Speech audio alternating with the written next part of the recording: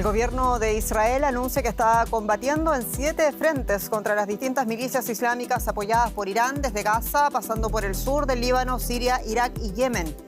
Sobre los alcances y también una posible expansión de la guerra en Oriente Medio hablaremos en esta edición de Noticias. Soy Jenny Pérez, aquí en Berlín. Destacamos. El ministro de Defensa de Israel afirmó que no habrá impunidad para aquellos que ataquen el país. Lo dice después de que un bombardeo israelí matara a un general iraní en Siria. Arduo debate parlamentario en Argentina ante el anuncio de la revisión de más de 1 millón de planes sociales. El gobierno de Javier Milei asegura que unos 160.000 han sido asignados en forma irregular. Hablaremos además de la suspensión de los contratos públicos que amenaza con cesantía de empleados transitorios de la Administración Federal.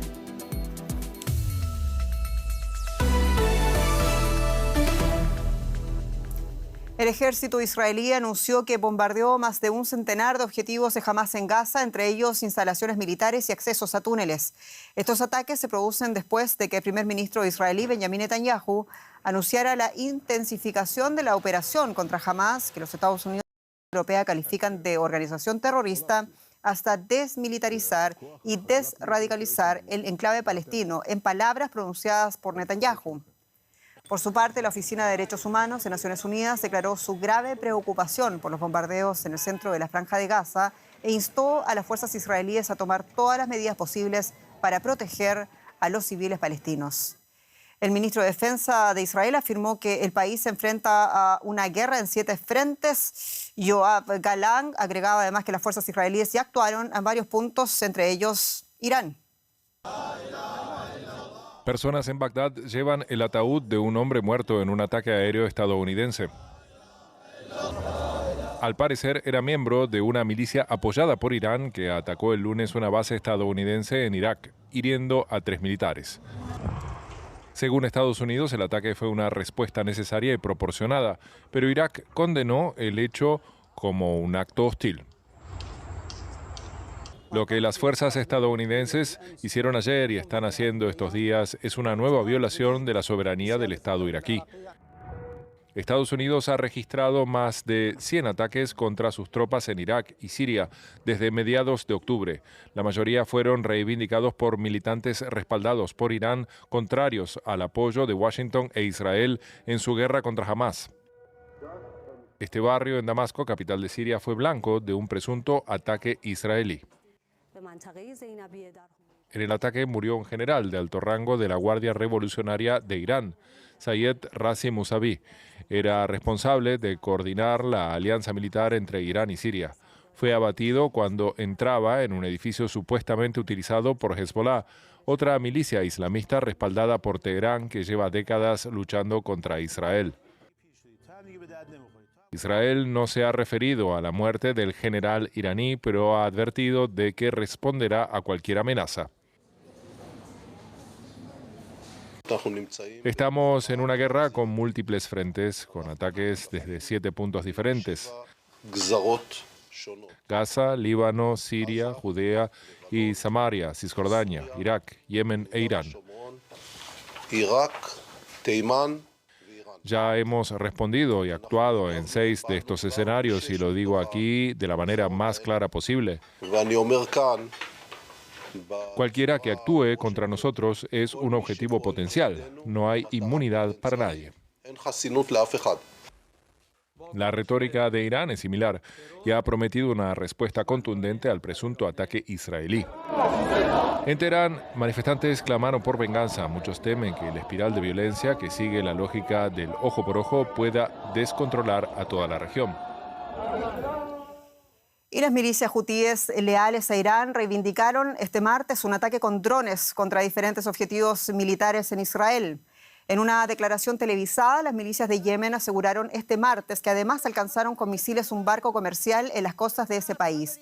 El ejército israelí reveló estas imágenes en las que se ve cómo uno de los cazas intercepta y derriba un objetivo.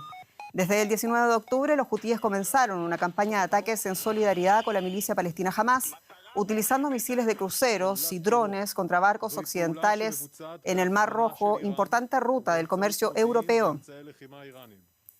Bueno, ¿y cuán cerca se está de una guerra regional ampliada? Más temprano hablábamos al respecto con Bente Schela, quien es jefa de la División de Oriente Medio y Norte de África de la Fundación Heinrich Böll en Hamburgo. Escuchemos lo que nos dijo.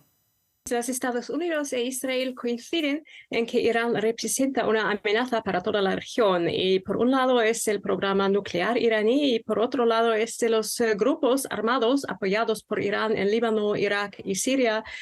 Israel ha bombardeado objetivos en Siria cientos de veces en los últimos 10 años, casi siempre objetivos iraníes.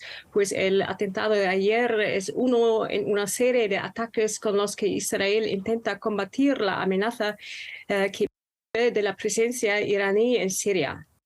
Lo hacen indirectamente para señalar, ya estamos viendo lo que estáis haciendo así aquí en la región, pero hasta ahora quieren evitar una confrontación directa. La historia de dolor entre los civiles de uno y otro lado de este conflicto se cuentan por miles. La situación más desesperada es en la Franja de Gaza, donde civiles atrapados no cuentan con los servicios médicos que tanto necesitan. Abandonados a su suerte por Hamás, el régimen de facto que los gobierna desde el año 2008, y también por el poder de fuego del ejército israelí. Tienen pocas o nulas esperanzas de mejorar su situación. Según Hamás, han muerto más de 20.000 gazatíes desde el 7 de octubre, día en que perpetró la masacre en territorio israelí contra civiles. Les advertimos que algunas de nuestras imágenes en nuestro próximo informe pueden resultarles angustiosas. Shaima Navajín llegó al hospital con una grave herida en su tobillo tras un ataque aéreo israelí. Una semana después tuvo que enfrentarse a una terrible decisión: perder el pie o arriesgarse a morir. Mi vida ha cambiado por completo. Era una persona sana, capaz de todo, y ahora necesito ayuda hasta para las cosas más sencillas. A la estudiante universitaria de 22 años le amputaron la pierna izquierda por debajo de la rodilla. Ahora quiere marcharse de Gaza, salir para salvar lo que queda de mi vida, conseguir una pierna prostética y vivir mi vida. Esta mujer también resultó herida en un bombardeo israelí. A la esposa y madre de 54 años le amputaron las dos piernas. Todavía no puede asimilar la pérdida. Ojalá pudiera caminar o estar de pie, pero no puedo. Ojalá pudiera atender las necesidades de mis hijos, pero no puedo. Ambas mujeres están siendo tratadas en el Hospital de los Mártires de Al-Aqsa, uno de los 9 centros sanitarios que siguen funcionando parcialmente en Gaza, de los 36 que hay en el territorio. En algunos casos, las extremidades podrían haberse salvado, pero los médicos afirman que las esperas causadas por la falta de equipos y personal aumentan la probabilidad de amputaciones. Decenas de pacientes sufrieron la amputación de sus miembros debido a la gravedad inicial de la lesión. Otros empeoraron y sufrieron una amputación debido a la falta de medios. El no poder acceder rápidamente a una cita quirúrgica agrava el problema. Ya antes de la guerra, el sistema sanitario de Gaza estaba desbordado. Pero tras semanas de ataques aéreos y terrestres, los centros que permanecen abiertos no pueden atender tantos heridos, lo que expone a los más vulnerables a un riesgo mayor. Más noticias internacionales a continuación. La Marina India anunció el despliegue de 3 buques de guerra y de un avión de reconocimiento en el mar de Arabia. Su objetivo es mantener una presencia disuasoria después de una serie de ataques contra mercantes en la zona que han obligado a las principales navieras que operan en ese eje estratégico a tomar rutas más largas y costosas. La policía de Nueva Delhi investiga el origen de una explosión sin víctimas que ocurrió este martes cerca de la embajada de Israel, sin que por el momento se conozca la naturaleza de la detonación. Las autoridades de India e Israel están cooperando en la investigación. La Comisión de Asuntos Exteriores del Parlamento turco dio visto bueno al ingreso de Suecia en la OTAN. Esta decisión deberá ser ahora aprobada por el Pleno de la Asamblea General. Turquía frenó hasta ahora la solicitud de Suecia, ya que alegaba que ese país es demasiado indulgente con grupos considerados por Ankara como una amenaza para su seguridad. Algunas zonas del norte y del este de Alemania sufren inundaciones tras varios días de fuertes lluvias. En el este de Alemania, el río Mulde se desbordó. No obstante, el Servicio Meteorológico alemán ya levantó las alertas por mal tiempo y afirma que las condiciones van a mejorar en los próximos días. Vamos a hablar ahora de otro conflicto. Rusia reconoció este martes que uno de sus buques resultó dañado durante la noche en un ataque ucraniano con misiles de crucero en Feodosia, en la península de Crimea. Horas antes, el ejército ucraniano afirmó haber destruido el buque Novocherkassk, sospechoso de transportar drones Shahed de fabricación iraní que Moscú utiliza en el conflicto. El ataque constituye un revés en el Mar Negro para Rusia, que en las últimas horas ha reivindicado avances sobre el terreno. Vamos ahora a pasar a otro tema. En Argentina, el nuevo gobierno de Javier Milei no renovará unos 7.000 contratos públicos en 2024 y revisará más de 1 millón de planes sociales para detectar irregularidades. Así lo anunció este martes el portavoz presidencial Manuel Adorni. El portavoz precisó que la no renovación de contratos públicos que finalicen el 31 de diciembre afectará a todos los empleados transitorios de la Administración Federal. También informó que, según investigaciones judiciales, unos 160.000 beneficiarios estarían recibiendo ayudas sociales de manera irregular. Y queremos naturalmente hablar del impacto de estas medidas con el periodista de Deutsche Welle en Buenos Aires, Alejandro Rebocio, mi colega. Alejandro Rebocio, feliz Navidad y bueno, más detalles de esto que estamos hablando. En cifras, ¿cuál es el alcance de la suspensión de los contratos públicos en primer lugar? Feliz Navidad primero. Y segundo, el alcance, de las medidas del nuevo presidente Javier Milei, el ultraliberal Javier Milei, que en su intención de reducir el Estado argentino, lo que ha anunciado es el despido de unas 7.000 personas. Son 7.000 contratados que habían entrado al Estado Nacional Argentino a lo largo de 2023, o sea que habían sido designados por el gobierno saliente del peronista Alberto Fernández y ahora quedarán en la calle. Solamente quedarán exceptuados del ajuste aquellas personas que están protegidas por la ley de cupo laboral trans, para personas trans, y la ley de cupo para personas discapacitadas, y también algunos empleados que sean solicitados por las nuevas autoridades del gobierno de Milei. La Asociación de Trabajadores del Estado, uno de los dos sindicatos del sector, ha anunciado que está revisando la convocatoria a un paro en todo el sector público.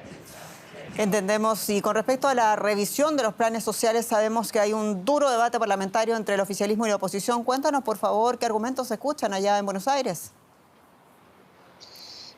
Hay 1.200.000 personas que reciben el plan Potenciar Trabajo. Es un plan social por el cual las personas reciben medio salario mínimo a cambio de media jornada de trabajo en provincias, municipios y organizaciones sociales. Ese plan, el nuevo gobierno de Milei ya dijo que va a congelar su valor, lo que es el subsidio, a pesar de que la inflación está este año terminando en un 200% anual. Y por otro lado, el gobierno ha decidido de revisar uno por uno a ver si corresponde o no que los 1.200.000 personas reciban este subsidio, porque hay algunos requisitos que demuestran que están en situación de pobreza. Hay 8.000 casos donde se descubrió que son, además de recibir el subsidio, son funcionarios del Estado Nacional, provincial o municipal, con lo cual es una irregularidad y no deberían recibirlo. Hay 160.000 casos que, según un fiscal citado por el gobierno hoy, han tenido gastos por encima de su nivel de vida, por ejemplo, viajes al exterior. Todos esos casos van a ser revisados. Ya el anterior gobierno de Alberto Fernández había revisado casos y había dado de baja 85.000 planes, pero la purga se profundizará.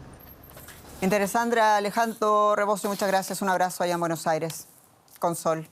Gracias a ustedes. Así es. Y finalizamos con un tono distinto. Hablamos de la cantante colombiana Shakira, quien ya tiene una estatua en Barranquilla. La obra escultórica fue desvelada este martes en el Gran Malecón de su natal Barranquilla como un homenaje a su carrera artística y a su legado para esa ciudad del Caribe. La escultura de bronce y 6,5 metros de altura muestra a la cantante moviendo sus caderas y fue realizada por el artista local Gino Márquez. La nueva atracción turística tiene una falda elaborada en aluminio que se convierte en olas y que fue cubierta con un esmalte barniz para evitar que la intemperie lo destruya. En ella trabajaron durante varios meses más de 30 obreros. En un comunicado, Shakira, que no asistió al acto, pero fue representada por sus padres, expresó su agradecimiento. Aquí nos despedimos. Muchas gracias por su atención. Soy Jenny Pérez. Esto es Deutsche Welle para ustedes desde Berlín. Hasta pronto.